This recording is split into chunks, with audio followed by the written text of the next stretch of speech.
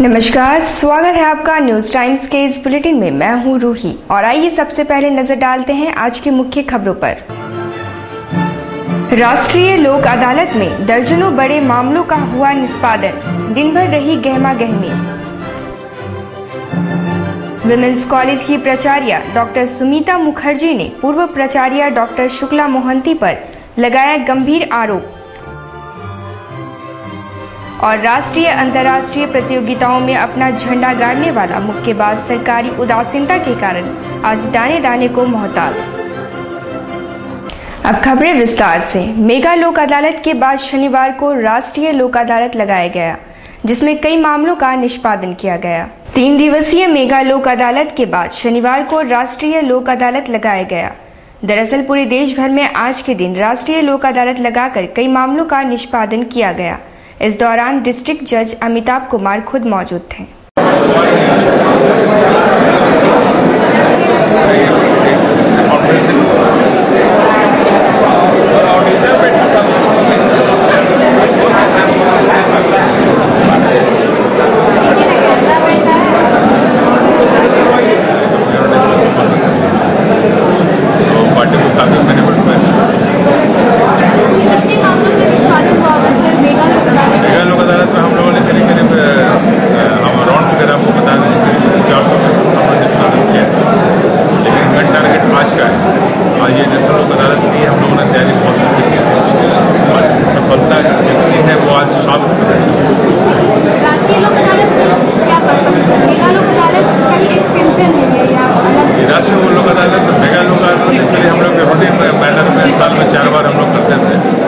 राष्ट्रीय लोक अदालत एक्चुअली ये national legal service authority supreme court के लेवल से हमारे जो वहाँ के एक्टिव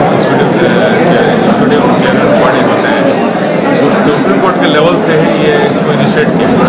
ये पूरे देश में आज अपने आप में एक यूनिक पहल है और ये पहला बार ऐसा प्रयास किया गया कि पूरे देश में एक दिन लोक अदालत।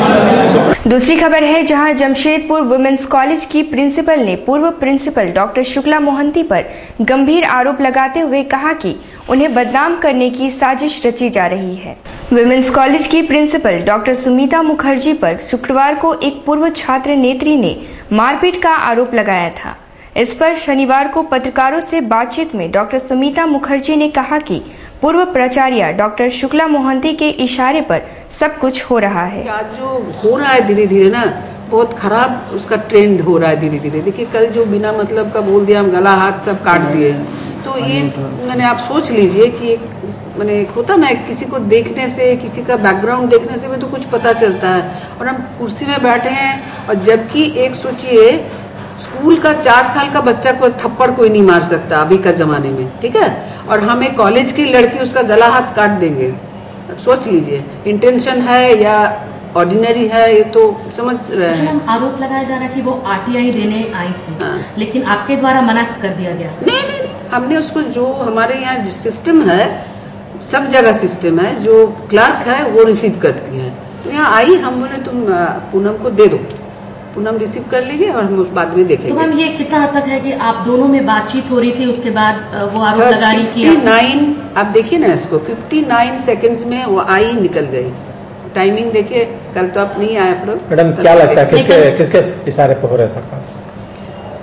इशारा तो किसी का जरूर है, नहीं तो आप अपना हाथ काट लीजिएगा। बोलिए तो किसके इशारा पर हो रहा है मैडम? पता नहीं, किसी के इशारे पर हो रहा है, जो नहीं चाहते कि हम यहाँ बैठने में तकलीफ हो रही है, जिनको इतना घोटाला निकल आ रहा है। किसका हाथ है, नाम बताइए, किसका हाथ है, क्या लगता है आपको? इसका हाथ हमारा जो प्रेडिसेसर थे, प्रिंसिपल थे, उसी का हाथ है, क्योंकि वो चाहती नहीं है कि हम यहाँ बैठे। मैम इसके पहले कौन था प्रिंसिपल? मैम प्रिंसिपल कौन थे इसके पहले? आपको तो पता है। मैम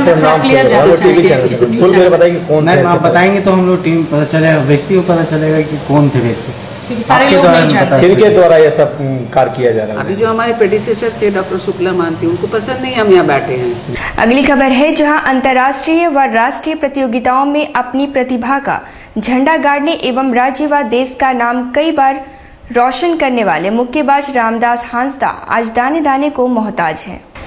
सरकारी उदासीनता के कारण आज कई प्रतिभाएं गुमनामी के अंधेरे में जीवन यापन करने को मजबूर हैं। इनमें से एक है मुक्केबाज रामदास हांसदा। रामदास एक प्रतिभावान मुक्केबाज हैं। उसने विभिन्न प्रतियोगिताओं में इतने मेडल प्राप्त किए हैं कि शायद उनकी गिनती करना मुश्किल है। इतना ही नहीं, उसने अंतर्राष्ट्रीय व राष्ट्रीय प्रतियोगिताओं में भी स्वर्ण पदक हासिल किया, मगर आज उसे एक अदद नौकरी की तलाश है। नौकरी न मिलने के कारण वह ऑटो चलाकर अपने परिवार का भरण पोषण कर रहा है। उसकी 2 बेटियां हैं जो सरकारी प्राथमिक विद्यालय में पढ़ती हैं।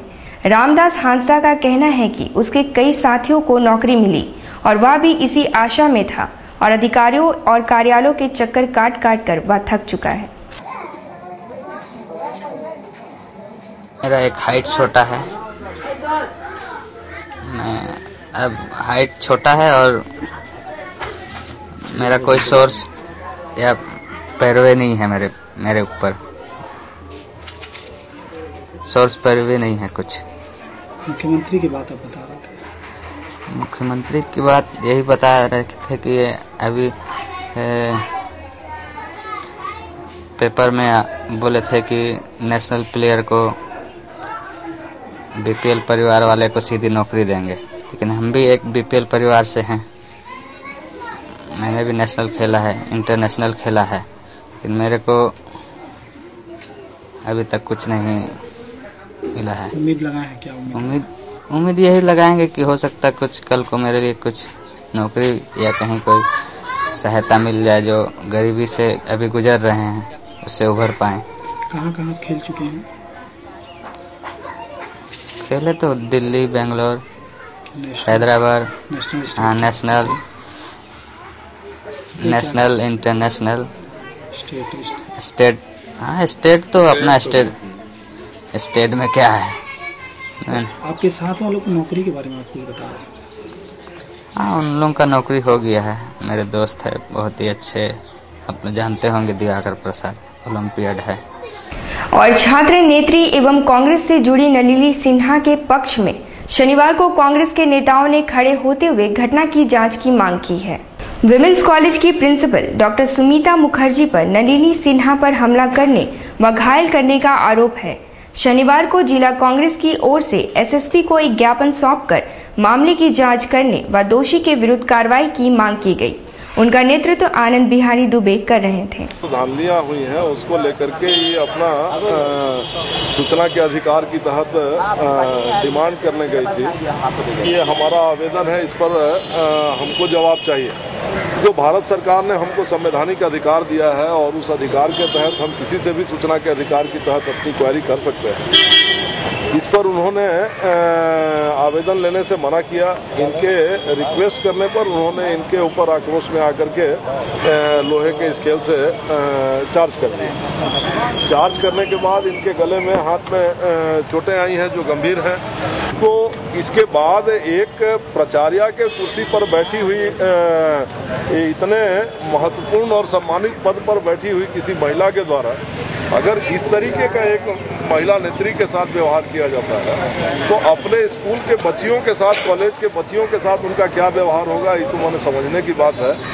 और एक संवैधानिक चीज़ को उन्होंने, जब भारत सरकार के द्वारा सूचना के अधिकार के तहत सारे समान नागरिकों को अधिकार दिया गया और उस अधिकार का भी उन्होंने खंडन करने का प्रयास किया है। टाटा कमिंस के हड़ताली प्रशिक्षुओं ने उपायुक्त कार्यालय पहुंचकर एक ज्ञापन सौंपा और जल्द से जल्द समाधान निकालने का अनुरोध किया। स्थायी नियोजन की मांग को लेकर लगातार धरना व अनशन कर रहे टाटा कमिंस के प्रशिक्षुओं ने शनिवार को उपायुक्त कार्यालय पहुंचकर एक ज्ञापन सौंपा और प्रबंधन के अड़ियल रवैये के विषय में उपायुक्त को बताया एवं हल निकालने का आग्रह किया। उनका नेतृत्व कर रहे मुन्ना शंकर पांडे ने कहा कि वे शहर में ही स्थायी नियोजन की मांग कर रहे हैं। हम लोग जमशेदपुर में अस्थायीकरण की मांग को लेकर के आए हैं सर से मिलने के लिए। हम लोग टाटा कमिंग से आए हुए हैं, ठीक है। हम लोग दिनांक 4/10/2013 से शांतिपूर्ण धरना पर बैठे हैं और दिनांक 20/11/2013 से हमारे बीच के कुछ मित्र, ठीक है, आमरण अनशन पर बैठे हुए हैं। तो हम प्रशासन से ये पूछने आए हैं, हमारे जो गार्जियन है वो प्रशासन से ये पूछने आए हैं कि इतने दिनों से जो हमारे बच्चे धरना पर बैठे हैं और आमरण अनशन पर बैठे हैं, तो प्रशासन की ओर से क्या पहल की गई, क्या उनका हमारे बच्चों के प्रति कोई भी जिम्मेदारी नहीं बनता है, और बनता है तो उन्होंने अब तक क्या कदम उठाया, कहाँ तक बात पहुँची। हम लोग लगभग 200 आदमी हैं। अगली खबर है जहां बोड़ाम व पटमदा ब्लॉक के प्राथमिक विद्यालयों के प्रतिनिधियों ने शनिवार को जिला शिक्षा पदाधिकारी से मिलकर विद्यालय भवन बनाने की मांग की है। जिला शिक्षा पदाधिकारी के कार्यालय पहुंचे बोड़ाम व पटमदा के लगभग दर्जन भर प्राथमिक स्कूलों के प्रतिनिधियों का कहना है कि स्कूलों की स्थिति जर्जर है और बच्चों के लिए बैठने को भवन तक नहीं है। स्कूल बिल्डिंग के लिए हम लोग बोड़ाम पटमदा से आए हैं, जहाँ पर रूम कम है वहाँ और रूम देने का प्रावधान है और ताकि बच्चे अच्छे ढंग से पढ़ाई हो सके। वहाँ 250 स्टूडेंट है, वहाँ रूम का कमी है और 2-3 रूम होने से वहाँ अच्छा से पढ़ाई होगा। क्लास का जो ये है वो होगा। कितना रूम है अभी? मेरे वहाँ 6-7 रूम है अभी। उस स्कूल में करीब 250 बच्चे हैं, तो बच्चों को ठीक ढंग से बैठाने के लिए बिल्डिंग की कमी हो रही है। जैसे कुछ जर्जर स्थिति में कुछ बिल्डिंग है तो उस बिल्डिंग को ढहा करके वहाँ और बिल्डिंग बनाएंगे। इसलिए उस प्रावधान के अनुसार इस प्रावधान के जैसे जो ACR है, जो जहाँ बिल्डिंग कम है, ऐसे ही तो कुछ बिल्डिंग के लिए जो है तो ज़्यादा बच्चा है तो उसको बैठाने के लिए और रूम चाहिए, इसलिए आए। बागबेड़ा विकास समिति के बैनर तले दर्जनों लोगों ने उपायुक्त कार्यालय के बाहर प्रदर्शन व नारेबाजी की। वे जलापूर्ति की मांग कर रहे थे। ग्रामीण जलापूर्ति योजना के तहत सरकार से पानी नहीं बल्कि आश्वासन और झूठे वायदे मिले हैं। ये कहना है बागबेड़ा बस्ती विकास समिति एवं घागेडी विकास समिति का। उनका नेतृत्व कर रहे सुबोध कुमार झा ने कहा कि मुख्यमंत्री ने 1 वर्ष पूर्व आश्वासन दिया था, मगर 1 वर्ष पूरा हो जाने पर भी जल का एक बूंद लोगों को नसीब नहीं हुआ।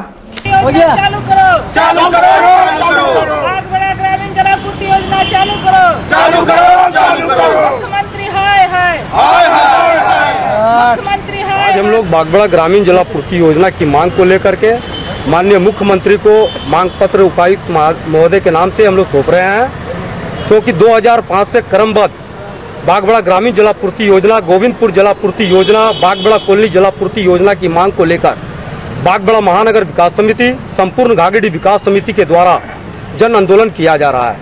189 बार हम लोगों ने घेराव प्रदर्शन किया है। यहाँ से लेकर राजभवन, विधानसभा से लेकर के हर क्षेत्रों में हम लोगों ने प्रदर्शन किया है। यहाँ से बागबेड़ा से लोग रांची तक पद यात्रा कर 153 किलोमीटर का सफर कर हम लोगों ने विधानसभा का घेराव किया। तत्कालीन मुख्यमंत्री अर्जुन मुंडा और तत्कालीन उप मुख्यमंत्री हेमंत सोरेन जी ने विधिवत घोषणा किया, जिसका हमारे पास में पूरा वीडियो रिकॉर्डिंग है। उन्होंने घोषणा किया था कि 27 दिसंबर 1912 को हम लोग बागबेड़ा ग्रामीण जलापूर्ति योजना का पाइपलाइन बिछाने का काम को चालू कर देंगे। पर 1 साल बीतने के बाद भी पुनः हम लोगों ने कई बार जन आंदोलन किया, फिर भूख हड़ताल पे भी बैठे, उसमें भी हम लोग को खाली झूठा आश्वासन ही प्राप्त हुआ। अभी क्या यहाँ रुकेंगे एक छोटे से ब्रेक के लिए। खबरें और भी हैं, आप बने रहिए हमारे साथ। ब्रेक के बाद खबरों में फिर से आपका स्वागत है। घाटशिला में रविवार को होने वाले JVM के सम्मेलन के विषय में सांसद डॉक्टर अजय कुमार ने विस्तार से बताया। डॉक्टर अजय कुमार ने कहा कि सम्मेलन में JVM सुप्रीमो बाबूलाल मरांडी उपस्थित रहेंगे और सम्मेलन मुख्यतः आदिवासियों के उत्थान के लिए किया जा रहा है। बाबूलाल जी का हमारे यहाँ पर लीडर्स दुलाल जी, नरेश जी, खिलराम जी, सनातन मांझी जी, सिद्धेश्वर मुंडा जी, रामलाल सोरेन, जितने भी हमारे आदिवासी लीडर्स हैं पार्टी के और जनप्रतिनिधि लोग, सब लोग को आदिवासी सम्मेलन को सफल बनाना। और हम लोग का उद्देश्य क्या है उस सम्मेलन का, कि आदिवासी समाज में एक मैसेज पहुंचाने के लिए कि क्या क्या काम हम लोग करेंगे और एक सकारात्मक कदम होगा। ये मीटिंग था सबको जोड़ने का, ये सुनिश्चित करना कि आदिवासी समाज के संवैधानिक हक तो मिलने का तो है ही, अभी तक जो नहीं मिला वो अत्यंत अफसोसजनक। उसके अलावा क्या क्या कदम हम लोग उठाएंगे उनके विकास के लिए, क्योंकि वो सचमुच में सबसे ज्यादा पीड़ित है इस प्रदेश में। और वहीं दूसरी ओर हिंद वेलफेयर फाउंडेशन द्वारा आयोजित कार्यक्रम में लोगों ने बड़ी संख्या में भाग लिया।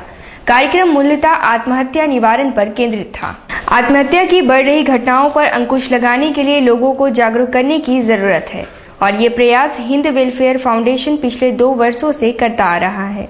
फाउंडेशन के रजत कुमार का कहना है कि इसके लिए लोगों को काउंसलिंग की जरूरत है। जमशेदपुर के आसपास इलाकों में जो आत्महत्या की घटनाएं हो रही हैं, रोज दिन पे दिन बढ़ रहा है, इस पर किस तरह से अंकुश लगाया जाए, इसलिए हम लोग इकट्ठे होकर के इस प्रोग्राम का आयोजन किया है और ये आयोजन मतलब प्रोग्राम स्टार्ट है और चल रहा है। टाटा स्टील के पायलट रह चुके अमरजीत सिंह ने संवाददाता सम्मेलन बुलाकर कहा कि उन्हें किसी के इशारे पर हटाया गया है। अमरजीत सिंह का कहना है कि 2 सितंबर को वे विमान लेकर कोलकाता रवाना हुए थे।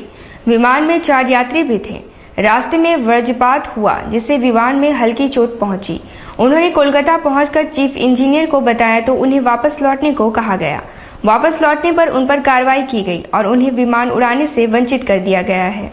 मेरे साथ मामला ये हुआ था कि हमारा जहाज B200 हम लोग उसको कलकत्ता लेके जा रहे थे। हम उसको कलकत्ता लेके जा रहे थे तो वहाँ पे बीच में रास्ते में लाइटनिंग स्ट्राइक हुआ। उस टाइम मैं को पायलट था। तो लाइटनिंग स्ट्राइक के बाद हमने जहाज को कुछ हुआ नहीं खास, हमने संभाला। हमने पैसेंजर्स को भी बताया भाई कोई बात नहीं, हम थोड़ा लंबा रूट लेना पड़ेगा। फिर हम जाके आराम से लैंड कर गए कलकत्ता में। कलकत्ता से फिर हमने जब हमको दिखा एक छोटा सा उस पर स्पॉट विंग पे, तो हमने अपने चीफ इंजीनियर से सलाह ली कि भैया बताइए हम वापस आ सकते हैं कि नहीं। चीफ इंजीनियर साहब ने कहा आप वापस ले आइए, कोई बात नहीं, लाइटनिंग हुआ तो क्या है। तो हम वापस ले आए जहाज को। जब हम वापस जहाज को लेके आए तो फिर हमने इनको बोला भैया आप चेक कर लीजिए कुछ और डैमेज तो नहीं है। फिर कुछ अगले दिन सुबह डैमेज मिला और इन्होंने मिस्टर MG सिंह के साथ मिलके कुछ अपना रिपोर्ट बना के बिना पायलट से पूछे कब हुआ, कैसे हुआ, क्यों हुआ, वो एक टेलीफोन कॉल के बेसिस पे कि भैया आपका उस समय हुआ है। अब वो रिपोर्ट चली गई DGCA को, तो DGCA में मैटर चला गया था। आप कितने महीने से फ्लाई नहीं कर पा रहे? मेरे को साहब 2 सितंबर को इंसिडेंट हुआ था, उससे उस टाइम से उन्होंने ग्राउंड पे बिठाया हुआ है। नियम क्या कहता है, कितने दिन में आपके लाइसेंस पे असर? नियम साहब ये कहता है कि जब तक DGCA आपको डीरोस्टर नहीं करे आप फ्लाइंग कंटिन्यू कर सकते हैं। आपकी फ्लाइंग पे कोई रिस्ट्रिक्शन नहीं है। मेरे लाइसेंस पे एज ऑफ टुडे कोई रिस्ट्रिक्शन नहीं है ऑन फ्लाइंग। हाँ, DGCA का जो ऑर्डर आया है उसके बाद उन्होंने कहा है कि आपको ग्राउंड ट्रेनिंग करनी है थोड़ी सी और 4-5 घंटे की, बस उसके बाद मैं कंटिन्यू कर सकता हूँ। लेकिन आपको नहीं करने दिया जा रहा है, मतलब कब से नहीं करने दिया जा रहा है? मेरे को 2 सितंबर से। बढ़ते हैं अगली खबर की ओर, जहां कदमा गणेश पूजा मैदान में आध्यात्मिक प्रतिफल महोत्सव में सैकड़ों की संख्या में ईसाई धर्मावलंबी पहुंचे और परमेश्वर के वचन को सुना। कदमा गणेश पूजा मैदान में चल रहे आध्यात्मिक प्रतिफल महोत्सव में परमेश्वर के वचन को सुनने और आत्मिक लाभ पाने के लिए दूर दूर से ईसाई धर्मावलंबियों ने आकर भाग लिया। ख्याति प्राप्त अंतर्राष्ट्रीय वक्ता फादर अमोस सिंह ने अपने वक्तव्यों से श्रोताओं को मंत्रमुग्ध कर दिया। उतना ज्यादा बीमारी जानना है, फिर की झुनझुनी आने लगी। हमने सोचा भाई क्या प्रॉब्लम है, तो डॉक्टर के पास ले गए तो उन्होंने कहा साहब ब्रेन स्कैन करानी पड़ेगी। और बिल कितना बनाए मालूम क्या? 9,000 रुपए। वाह रे वाह, ब्रेन स्कैन का 9,000 रुपए दक्षिणा। और जब आए 35 पैसे की 1 दिन की गोली। आप भी जागो, हमें भी जगाते रहना। यहाँ लिखा है कि बीमारी जानना हमारी सबसे पहली जरूरत। हम चले सत्य के पास में कि हमें छुटकारा मिलेगा, पर बीमारी जानते ही नहीं हमको क्या बात से छुटकारा चाहिए। हॉस्पिटल तो कोई भी जाता है, एक सफल डॉक्टर की सफलता इस बात पर निर्भर करती है कि वो इलाज